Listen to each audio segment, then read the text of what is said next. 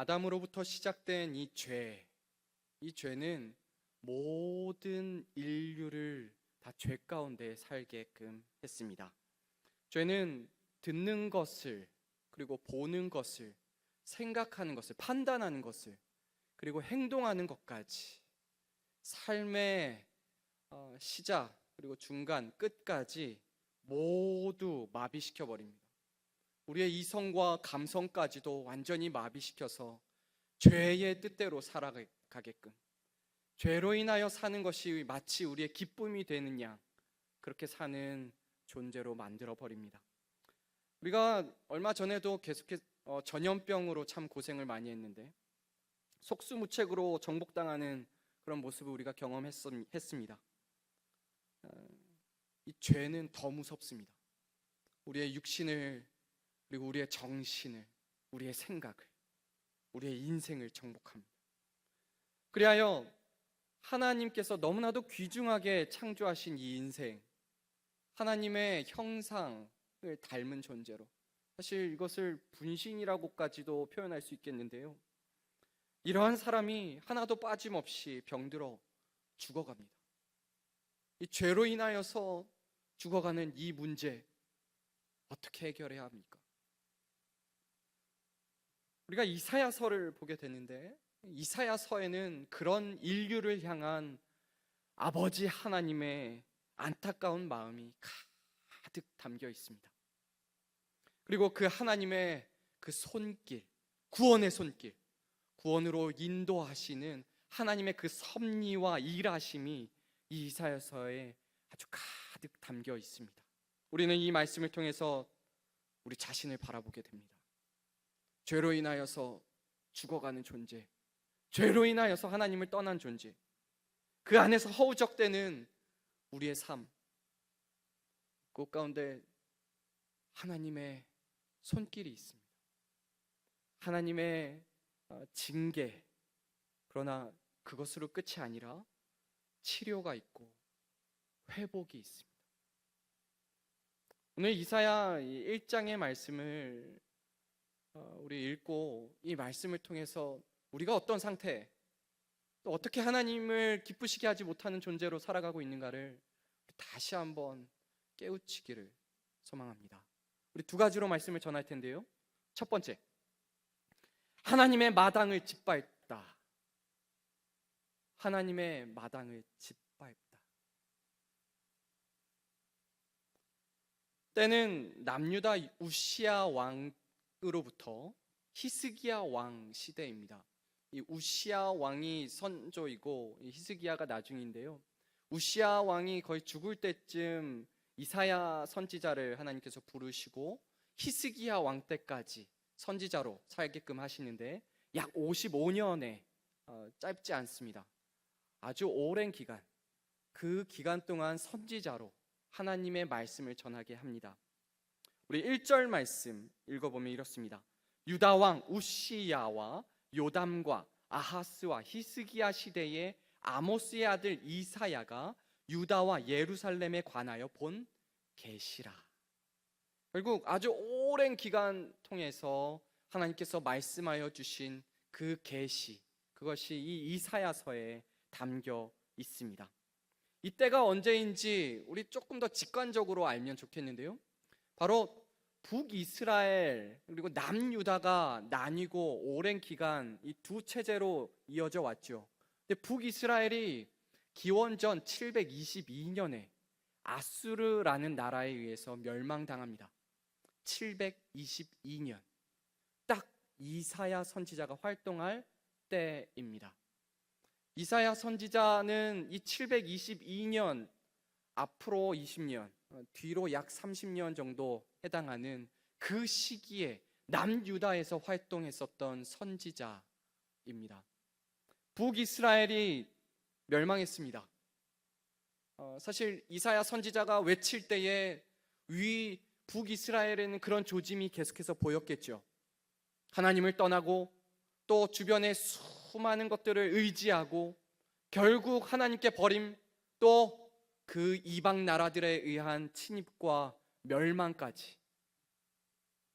바로 옆에서 이 형제가 죽어가는 모습을, 형제가 무너져가는 모습을 이 남유다는 계속해서 보고 있는 상태입니다.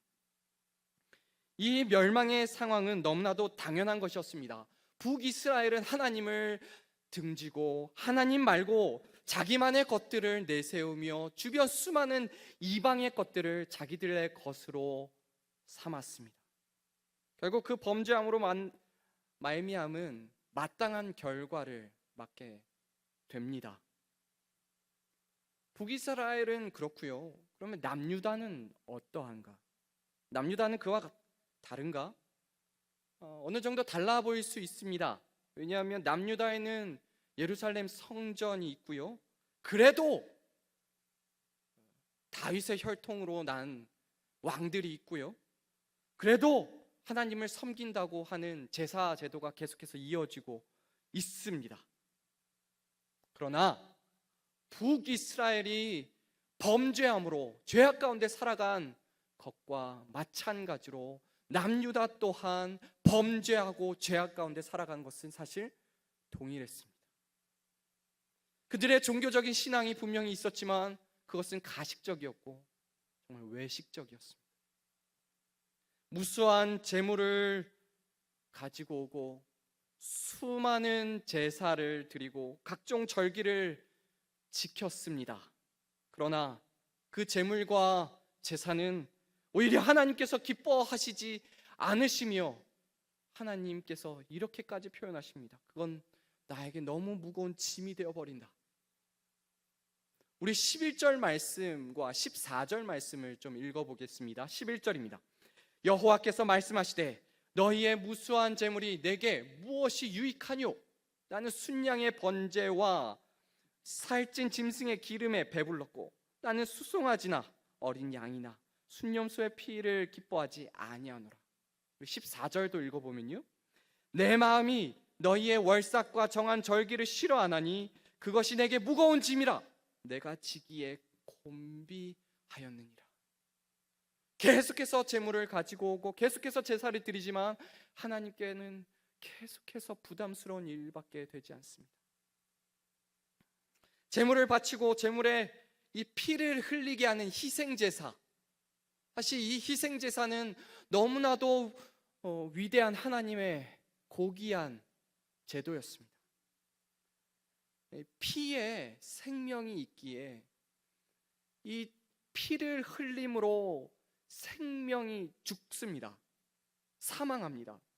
근데 그것을 이 대속이라는 개념을 통하여서 내가 죽어야 되는데 하나님께서 제물을 허락하셔서 내가 죽지 아니하고 제물이 대신 피 흘려 죽게 함으로 대속이라는 의미를 그들에게 주셨죠. 죄를 어찌하지 못하는 사람들에게 정결을 위한 너무나도 귀한 방법을 하나님이 주셨습니다. 그런데 오늘 읽은 이 말씀에는 하나님께서 이 제사 제도를 기뻐하시지 않는다고 말합니다. 이사야 선지자 시대에 와서는 하나님의 마음이 바뀌신 걸까요? 처음에는 내가 그것을 좋아했는데 지금 생각해보니 좋지 않구나. 사실 제사법에 어떤 문제가 있었다고 보이지 않습니다. 하나님께서 주신 이 대속의 방법은 여전히 고귀하고 여전히 참으로 은혜로 주어진 방법이었습니다. 그럼 왜 하나님께서 이 제사를 드리는 이들을 기뻐하시지 않는다고 하시는 걸까? 그것은 이 제사를 드리는 이들의 겉과 속이, 그리고 하나님께 나온 그 순간과 그들의 일상을 사는 삶이 너무나도 달랐기 때문입니다. 그것을 헛되다 또는 거짓이다 라고 하나님은 표현하십니다. 우리 13절 말씀 읽어봅니다. 헛된 재물을 다시 가져오지 말라. 분향은 내가 가증히 여기는 바요. 월삭과 안식일과 대회로 모이는 것도 그러하니 성회와 아울러 악을 행하는 것을 내가 견디지 못하겠노라. 앞에 헛된 재물이라고 나오는데 여기 헛된이라는 말은 거짓이라는 말이 포함됩니다. 거짓 재물을 가지고 옵니다.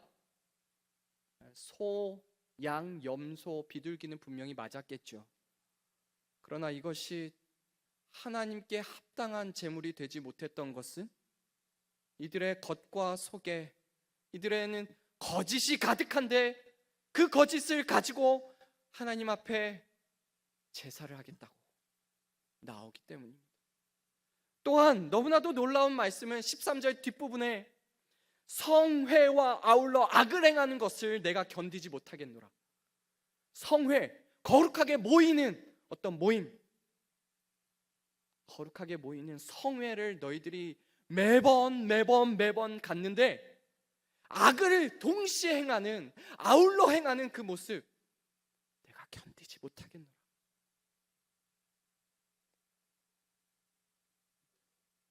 한편으로는 제사를 그리고 절기를 열심히 지키지만 삶에서는 악을 떠나지 않고 악을 행하는 모습이 동시에 공존했었던 것입니다.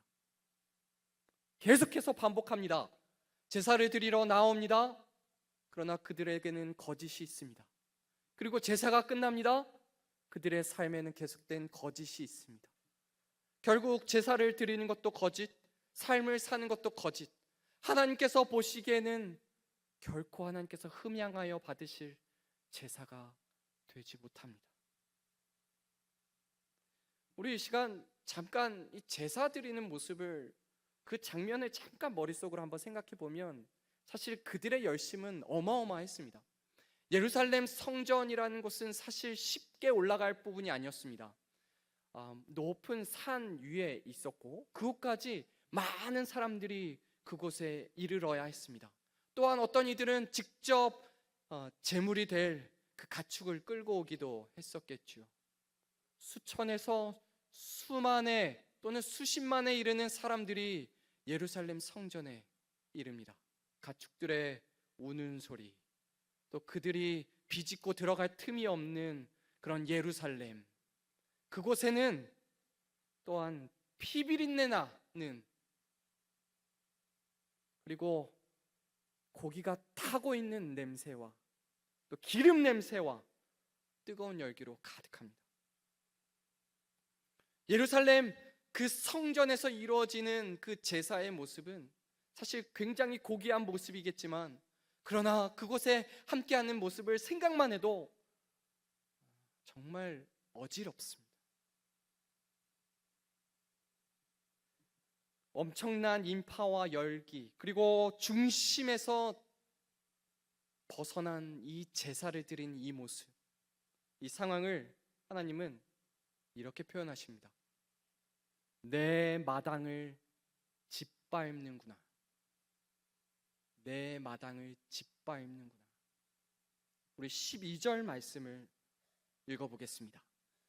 너희가 내 앞에 보이러 오니 이것을 누가 너희에게 요구하였느냐? 내 마당만 밟을 뿐이니라. 아멘. 여기 내 마당만 밟을 뿐이니라 라고 사실 번역이 됐는데요, 원어적인 표현과는 좀 다른 표현이라고 보입니다.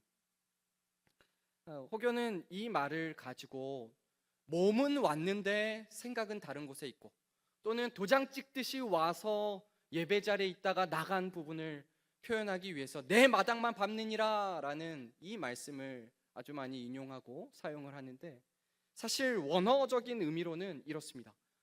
내 마당을 짓밟는다. 여기 제가 사역한 부분을 한번 여러분들께 보여드리면 이렇습니다. 사역이란 말은 빠지고요. 너희가 내 앞에 올 때 누가 너희에게 요구를 했느냐? 내 마당을 짓밟으라고. 너희가 내 앞에 올 때 누가 너희에게 요구를 했느냐? 내 마당을 짓밟으라고. 이 성전에는 여러 부분이 있었죠. 건물로 이루어진 부분과 뜰로 이루어진 부분이 있습니다. 이 뜰을 마당이라고 표현을 하고, 이 뜰에는 제사장들이 손을 씻고 무언가를 씻을 수 있는 바다가 있고, 또한 이곳에는 제사를 드릴 수 있는 각종 기구와 그리고 특별히 제단이 있습니다. 제사를 드리는 공간입니다. 그런데 이 제단이 있는 공간이 짓밟힌다라고 표현합니다. 사실 여기서 밟다라는 말로 어떤 출입의 의미로만 쓰이는 단어가 아님을 우리가 좀 알아야겠는데요. 이건 그저 발을 들여놓는다라는 표현이 아니라 짓밟는다라는 표현입니다. 고대에 어떤 나라들이 전쟁을 할 때에 어떤 강대국의 힘이 센 나라가 힘이 약한 나라를 정복하게 되면 힘이 강한 나라의 왕은 그 약한 정복당한 왕의 머리, 목을 짓밟습니다. 내가 정복했다. 그때 쓰이는 단어가 바로 이 짓밟다라는 단어입니다. 결국 하나님께서 이 내 마당을 짓밟는다라는 표현을 쓸 때에는 너희들이 그냥 출입만 한다라는 표현이 아니라 하나님께 제사를 드려야 하는 공간, 하나님께 온전히 엎드리고 온전히 나와야 하는 이 공간임에도, 이 시간임에도 불구하고 이것을 완전히 망쳐버린, 오히려 하나님의 공간을 짓밟는 그러한 행태를 보였다는 것입니다.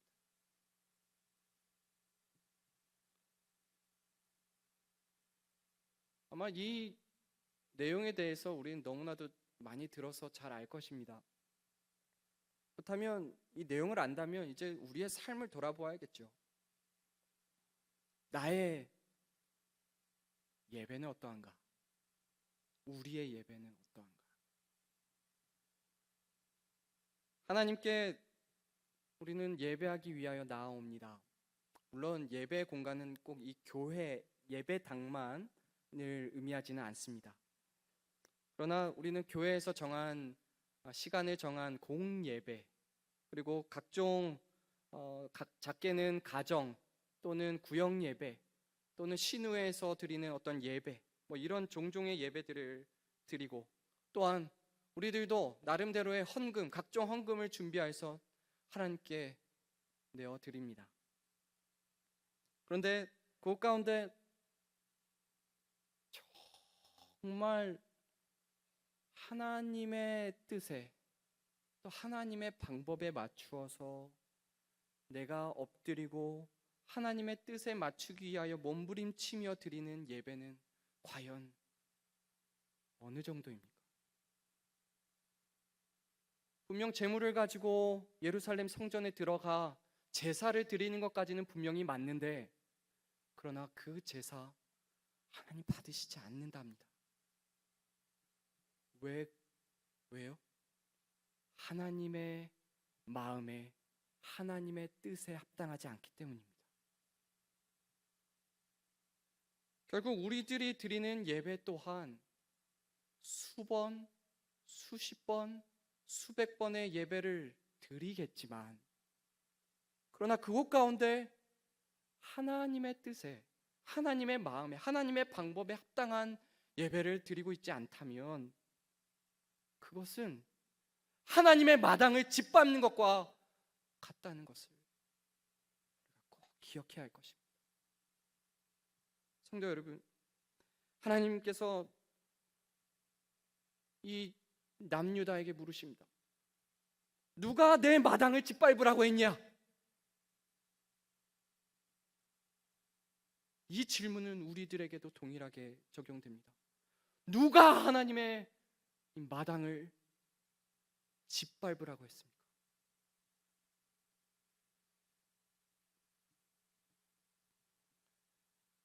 일방적인 예배, 우리 너무 익숙해져 있습니다. 일주일 동안에 딱 하루, 그것도 단 1시간. 사실 그것도 지키기 쉽지 않아 허벅지를 꼬집어가며 예배를 드립니다. 일방적인 예배를 드리고서 나는 예배했다고 말합니다. 그래도 나는 기독교인이라고 말합니다. 그래도 나는 교회를 다니는 사람이라고 말합니다. 더 나아가 나는 예수님을 믿는 사람이라고 말합니다. 마당을 짓밟으면서도 그렇다고 생각합니다. 성도 여러분, 우리의 모습을 분명히 되돌아보기를 바랍니다. 저도 이 말씀을 보면서 내가 그 사람이 아닌가, 내가 그 짓밟는 자가 아닌가 돌아보게 되는데요, 우리 모두가 짓밟는 자가 아니라 참되게 온전히 하나님께 예배 올려드리는, 예배하는 귀한 성도, 그리고 귀한 자녀로 살기를 소망합니다. 아멘. 두 번째로, 기뻐하지 않는 피입니다. 기뻐하지 않는 피. 오늘 본문에는 하나님이 기뻐하시지 않는 두 가지의 피가 나옵니다. 먼저는 하나님께 진정으로 드리지 않는 제물의 피입니다. 우리 11절 말씀 하반부를 봅니다. 나는 수송아지나 어린 양이나 순염소의 피를 기뻐하지 아니하노라. 그래서 기뻐하지 않는 피가 나타납니다. 아마 제사장들의 기술이 매우 좋았겠지만 이 제물들의 피를 낼 때에 아마 솟구치고 땅에 쏟아졌을 겁니다. 어마어마한 양들이 쏟아졌겠죠. 그러나 아무리 많은 양이 쏟아져도 하나님이 기뻐하시지 않는 피라고 합니다. 그리고 다음으로 한 가지의 피가 나타나는데, 그것은 바로 거짓과 죄악으로 가득한 이 백성의 손에 묻은 피입니다. 15절 말씀 읽어봅니다. 너희가 손을 펼 때에 내가 내 눈을 너희에게서 가리고 너희가 많이 기도할지라도 내가 듣지 아니하리니 이는 너희의 손에 피가 가득함이라. 아멘. 여기서 말하는 피는 죄악을 짓는 그런 삶, 그것으로 인하여서 나타나는 피로 표현되는 부분입니다. 실제로 피를 흘리기도 하고, 그리고 그와 상응하는 그런 표현이기도 합니다. 하나님께 드리는 피, 첫 번째, 손에 묻은 피, 두 번째. 이 두 가지의 피 다 하나님께서 기뻐하시지 않는다고 합니다. 하나님께서 기뻐하시지 않는 이 피를 다른 부분으로 이야기를 하면, 제물로 드려지는 피, 바로 제사, 오늘날 신약의 시대로 말하면 예배로 드리는 이 부분이 실패했음을 얘기하고, 또한 손에 가득한 피, 이것은 바로 삶으로 사는 예배가 실패했음을 말합니다. 이것으로 인하여 나타나는 결과가 이렇습니다. 바로 하나님을 보지 못하게 됩니다. 하나님을 만나지 못하고 하나님을 경험하지 못하게 됩니다. 죄와 악행은 하나님의 얼굴을 가리게 하는 방법입니다. 이 신명기 31장에 이렇게 말씀합니다. 또 그들이 돌이켜 다른 신들을 따르는 모든 악행으로 말미암아 내가 그때에 반드시 내 얼굴을 숨기리라. 하나님께서 만나실 때에는 얼굴을 비추시는데 하나님께서 얼굴을 숨기십니다. 그것은 이 죄악으로 인하여, 악행으로 인한 결과입니다. 결국 이 말씀의 원리에 따라 지금 이 이사야서에 쓰여 있는 이들에게도 하나님의 얼굴이 감추어져 가고 있다는 것을 우리가 꼭 알아야 할 것입니다. 15절 말씀 우리 다시 한번 읽어봅니다.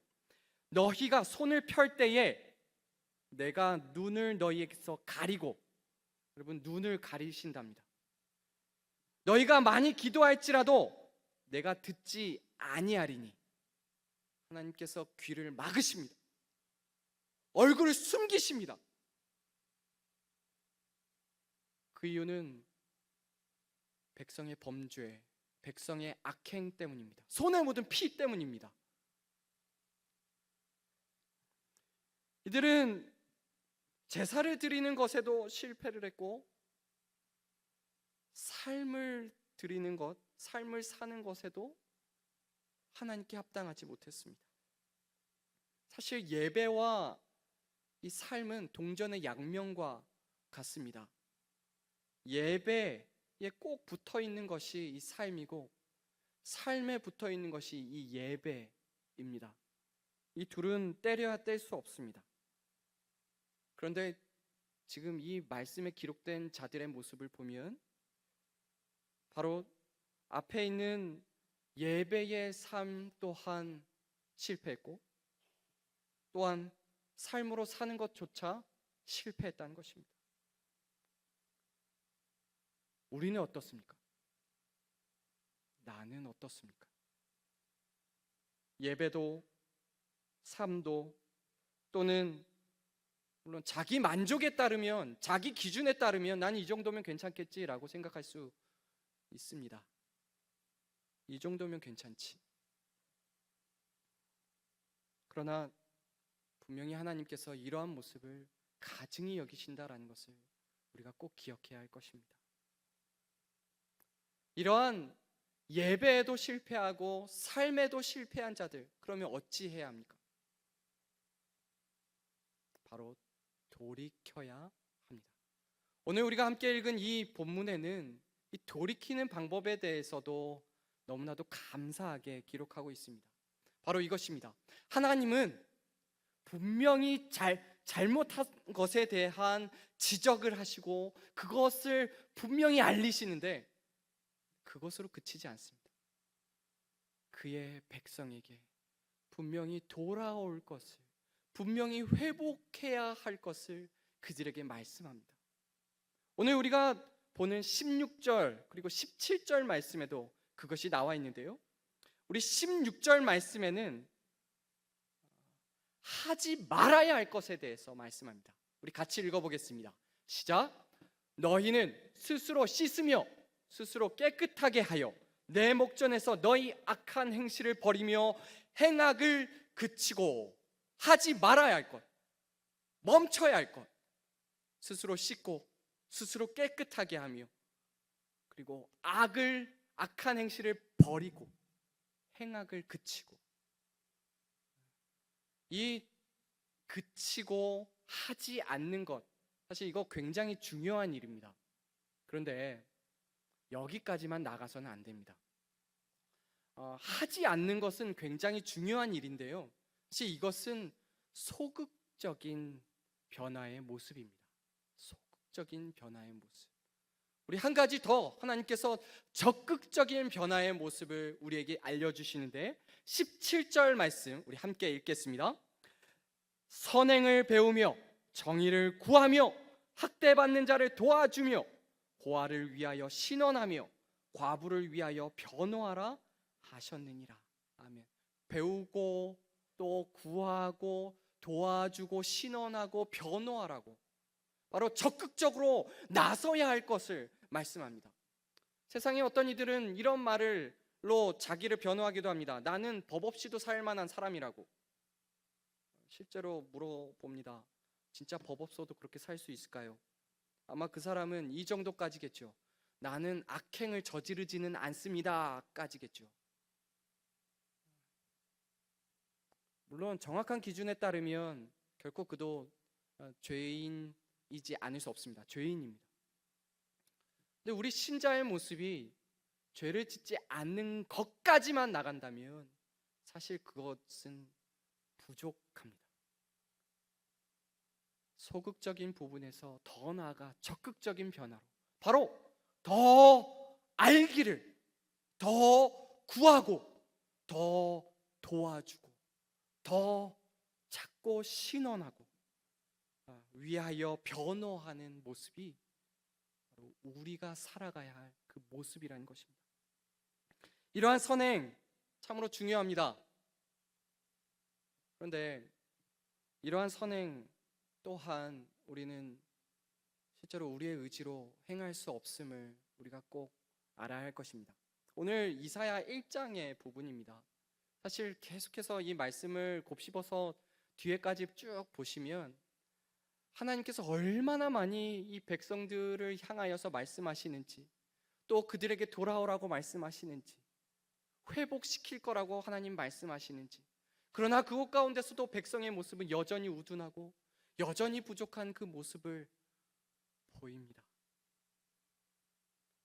결국 나중에는 하나님께서 나의 영으로, 그리고 여호와의 종으로 인한 변화가 일어날 것을 말씀하신데요, 그것이 바로 우리 신약에 주어지는 우리 주 예수 그리스도, 그리고 성령의 일하심입니다. 우리 두 가지의 피 꼭 기억하길 바랍니다. 첫 번째, 제물의 피, 그것으로 하나님 기쁘게 할 수 없었습니다. 두 번째, 우리들의 손에 묻은 그 피, 하나님께 온전히 나아갈 수 없었습니다. 하나님과의 관계가 끊어지고 잘못된 피를 서로 흘리고 그 피로 살아가는 줄도 모르는 우리의 인생, 누가 필요합니까? 누가 우리에게 있어야 합니까? 우리 골로새서를 통하여서 이 말씀의 해답을 찾게 됩니다. 수많은 피로 되지 않는데 단 한 분의 피로 된다고 합니다. 수많은 어떤 사건들로, 제도들로 해결되지 않는데 이 단 한 분으로 해결이 된다고 합니다. 우리 골로새서 1장 20절 우리 함께 읽어보도록 하겠습니다. 시작. 그의 십자가의 피로 화평을 이루사 만물 곧 땅에 있는 것들이나 하늘에 있는 것들이 그로 말미암아 자기와 화목하게 되기를 기뻐하심이라. 아멘. 십자가의 피, 그로 말미암아 화목하게 된 그 사건을 꼭 기억하길 바랍니다. 바로 우리 주 예수 그리스도로 말미암아 우리의 삶이 변화되는 것입니다. 성도 여러분, 우리의 삶이 이 구약의 백성들과 별반 다르지 않습니다. 우리의 삶을 돌아볼 때에 수많은 가식적인 모습들과 수많은 형식적인 모습들과 일방적인 모습들로 우리가 살아갑니다. 그곳 가운데서 우리는 어떻게 돌이켜야 합니까? 하나님의 마음을 더 알고 하나님의 뜻을 우리가 온전히 알기를, 더 나아가 우리 주 예수 그리스도를 온전히 의지함으로 또 성령의 붙드심으로 우리가 나아가야 한다는 사실을 꼭 기억하는 우리 되기를 소망합니다. 지금도 예배하고 있는데요, 아직 예배 끝나지 않았습니다. 그리고 또한 이 밖에 나간 이후에도 사실 삶으로 드리는 예배라는 사실을 우리가 꼭 기억하길 바랍니다. 앞으로 드려지는 계속된 예배 또한 하나님께서 기뻐하시는 그 예배, 하나님의 뜻에 맞는 합당한 그 예배를 드리는 저와 여러분 우리가 되기를 소망합니다. 아멘.